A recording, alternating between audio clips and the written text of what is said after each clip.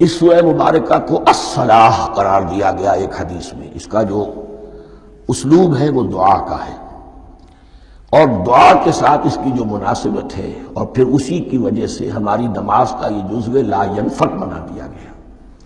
بلکہ ایک حدیث جو میں آپ کو سناؤں گا اس میں اسی کو نماز قرار دیا گیا، الصلاح یہی ہے۔ ویسے وہ حدیث مبارک موجود ہے، من لم یقرأ بفاتحۃ الکتاب لا صلاۃ لمن لم یقرأ بفاتحۃ الکتاب، جو شخص سورہ فاتحہ کی تلاوت نہیں کرتا اس کی کوئی نماز نہیں۔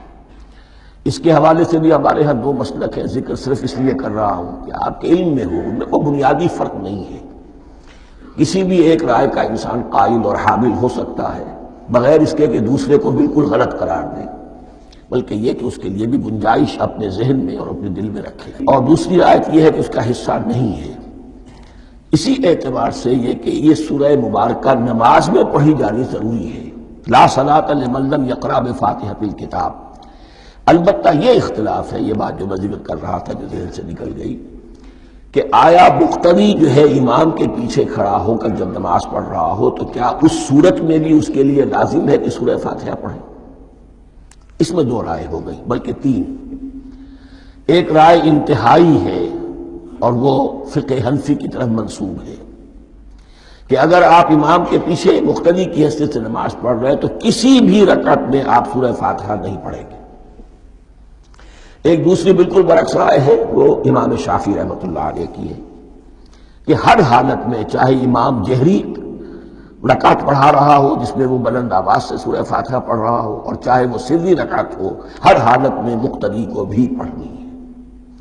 ایک تیسری رائے بین ہے، وہ امام مالک کی ہے رحمۃ اللہ علیہ، کہ جو سری رکعت ہے جس میں کہ امام بھی خاموشی سے پڑھ رہا ہے مقتدیوں کو بھی پڑھنی چاہیے۔ جو جہری رکعت ہے جس میں کہ امام بلند آواز سے پڑھ رہا ہے اس میں مقتدیوں کو خاموش رہ کر پوری توجہ جو ہے سننے پر صرف کر دینی چاہیے۔ اذا قرئ القرآن فاستمعوا له وانصتوا، جب قرآن پڑھا جا رہا ہو تو پوری توجہ اس کے پڑھنے پر مرکوز کر دو اور خود خاموش رہو۔ میرے اپنی رائے میں یہ تیسری رائے سب سے زیادہ صائب ہے، اور اس میں کسی طرح کی بھی کوئی پیچیدگی پیدا نہیں ہوتی۔ بہرحال اس سورہ مبارکہ کا جو اسلوب ہے میں نے عرض کیا دعائیہ ہے، البتہ قرآن مجید کے علم اور حکمت کے اعتبار سے، اس کے فلسفے کے اعتبار سے ایک بات سمجھ لینی چاہیے۔ قرآن کا فلسفہ یہ ہے کہ بنیادی ہدایت ہر انسان کے دل میں موجود ہے، بالقوہ، پوٹینشلی۔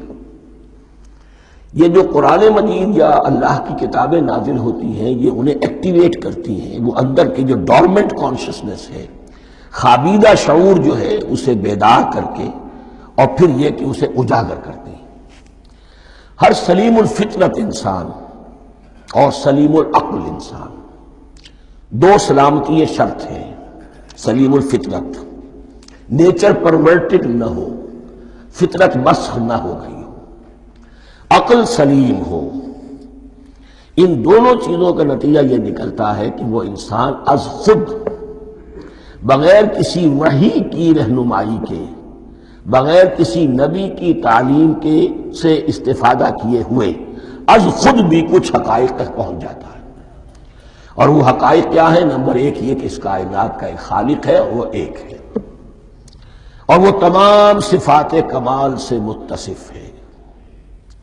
نمبر دو یہ کہ انسان کی زندگی صرف یہ زندگی نہیں ہے، بلکہ ایک اور زندگی ہے کہ جس میں اس زندگی کے اعمال کے نتائج برآمد ہوں گے۔ یہ دو باتیں، اس کی زیادہ وضاحت کے ساتھ جو ہے اس کا تذکرہ آئے گا سورہ لقمان میں، جہاں حضرت لقمان کی شخصیت کا تذکرہ ہے۔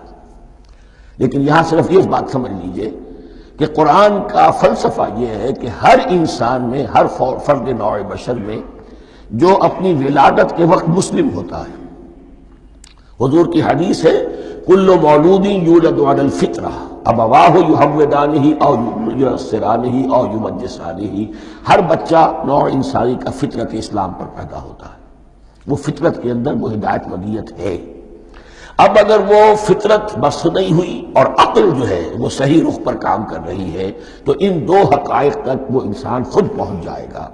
لیکن ان دونوں حقائق تک پہنچنے کے بعد اب وہ دست بستہ دعا کرے گا کہ اے رب اب مزید ہدایت تو مجھے عطا فرما، ایک تو یہ کہ میں کیا کروں کیا نہ کروں، میری عقل اس میں ٹھوکر کھا سکتی ہے، میں کسی اچھی چیز کو بری سمجھ سکتا ہوں، کسی بری کو اچھی سمجھ سکتا ہوں، تو مجھے صحیح راستہ، صحیح راہ ہدایت پر چلا۔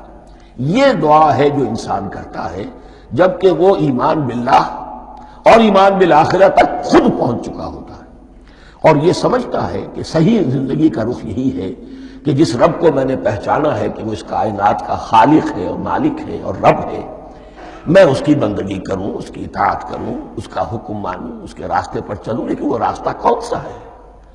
اس کے لیے پھر دست بدعا ہوتا ہے کہ پروردگار تو میری رہنمائی فرما۔ یہ مقام ہے کہ جہاں آپ سمجھ لیجئے اپنے آپ کو بھی آج اس جگہ پر تصور کرتے ہوئے پھر اس سورہ مبارکہ کو پڑھیے کہ آپ اس مقام پر اللہ کے فضل و کرم سے پہنچ چکے ہیں کہ اللہ کو آپ نے پہچان لیا اور اس کی توحید کو جان لیا، اس کی جملہ صفات کمال سے آپ واقف ہو گئے، آپ یہ بھی جان گئے کہ بڑھ کر اس کے حضور میں حاضر ہونا ہے اور وہ حساب کتاب لے گا۔ پھر آپ نے یہ عہد بھی کر لیا کہ اب زندگی گزارنی ہے اس رب کی بندگی میں، اسی کی فرما برداری میں۔ اب یہاں کھڑے ہو کر آپ پوچھتے ہیں کہ اللہ مجھے وہ تفصیلی ہدایت عطا فرما، ایسا نہ ہو کہ کبھی میں کسی راستے پر چلتا ہوا کسی پگڈنڈی پر مڑ جاؤں اور وہ تھوڑی سی جو ڈیوییشن ہو میرے راستے کی وہ میری عاقبت کو برباد کر دے۔ یک لحظہ غافل گشتم و صد سال راہم دور شد، اس لیے کہ ہوتا یہی ہے سیدھے راستے سے ذرا سی کوئی پگڈنڈی جو ہے تھوڑے سے اینگل پر نکلی ہے، لیکن جب چلتے جائیں گے آپ تو جتنا آگے بڑھیں گے اس پر، اس راہ صراط مستقیم سے آپ اتنے ہی زیادہ دور ہوتے چلے جائیں گے۔ یہ ہے قرآن مجید کی حکمت اور فلسفے کے اعتبار سے اس سورہ مبارکہ کا مقام۔